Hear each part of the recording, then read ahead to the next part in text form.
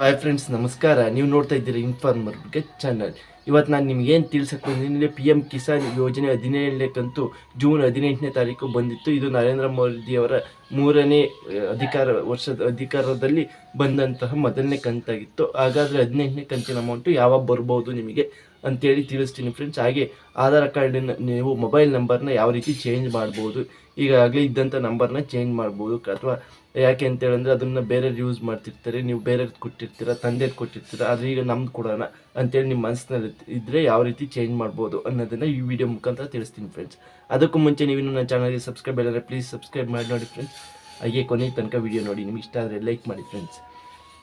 ಈಗ ಇದು ಯಾವಾಗ ಬರ್ಬೋದು 18ನೇ ಕಂತಿಂದು ಪಿ ಎಮ್ ಕಿಸಾನ್ ಅಮೌಂಟ್ ಅಂತ ಹೇಳಂದರೆ ನವಂಬರಿಂದ ಡಿಸೆಂಬರ್ ಮಧ್ಯಭಾಗದಲ್ಲಿ ಬರ್ಬೋದು. ಯಾಕೆ ಅಂತ ಹೇಳಿದ್ರೆ ಹಿಂದಿನ ಅಂಕಿಅಂಶಗಳನ್ನು ನೋಡಿದರೆ ಆಗಲೇ ಅಮೌಂಟ್ ಹಾಕಿರೋದು ಪಿ ಎಮ್ ಕಿಸಾನ್ ಯೋಜನೆದು. ಅದಕ್ಕೋಸ್ಕರ ನವಂಬರಿಂದ ಡಿಸೆಂಬರ್ ಮಧ್ಯದಲ್ಲಿ ಬರುತ್ತೆ ಫ್ರೆಂಡ್ಸ್. ಹಾಗಾದರೆ ನಾವು ಯಾವ ರೀತಿ ಮೊಬೈಲ್ ನಂಬರ್ನ ಚೇಂಜ್ ಮಾಡೋದು ಅಂತೇಳಂದರೆ, ಮೊದಲನೇದಾಗಿ ನೀವು ಪಿ ಎಮ್ ಕಿಸಾನ್ ಅಂತೇಳಿ ಹೋಗಿ ಗೂಗಲ್ನಲ್ಲಿ ಟೈಪ್ ಮಾಡಿ. ನಾನೀಗ ಇಲ್ಲಿ ಯಾವುದೇ ರೀತಿ ಅಪ್ಲೈ ಮಾಡ್ತಾ ಇಲ್ಲ, ನೀವು ನಾನು ಹೇಳೋದನ್ನು ಕರೆಕ್ಟಾಗಿ ಫಾಲೋ ಮಾಡಿದರೆ ಅದೇ ರೀತಿ ಇರುತ್ತೆ ಫ್ರೆಂಡ್ಸ್. ಈಗ ಪಿ ಎಮ್ ಕಿಸಾನ್ ಯೋಜನೆದು ಅಫಿಷಿಯಲ್ ವೆಬ್ಸೈಟ್ ಬರುತ್ತೆ, ಅದ್ರ ಮೇಲೆ ಕ್ಲಿಕ್ ಮಾಡಿ ಫ್ರೆಂಡ್ಸ್. ಹಾಗೆ ಇಲ್ಲಿ ಫಾರ್ಮರ್ ಅಂತ ಒಂದು ಕಾರ್ನರ್ ಕಾಣುತ್ತೆ, ಅದ್ರ ಮೇಲೆ ಕ್ಲಿಕ್ ಹೋಗಿ ಅಲ್ಲಿ ಮೊಬೈಲ್ ನಂಬರ್ನ ನೀವು ಫಸ್ಟು ಹಾಕಿ ಫ್ರೆಂಡ್ಸ್. ಯಾವುದಿರುತ್ತೆ ಈಗ ಕರೆಕ್ಟಾಗಿ ಆ ನಂಬರ್ನ ಹಾಕಿ, ಹಾಗೆ ಆಧಾರ್ ನಂಬರು ಮತ್ತು ಕ್ಯಾಪ್ಚಾನ ಎಂಟ್ರಿ ಮಾಡಿ, ಹಾಗೆ ಸರ್ಚ್ ಮಾಡಿ ಫ್ರೆಂಡ್ಸ್. ಆಗ ನಿಮಗೆ ಒಂದು OTP ಪಡೆಯಿರಿ ಅಂತ ಒಂದು ಆಪ್ಷನ್ ಬರುತ್ತೆ.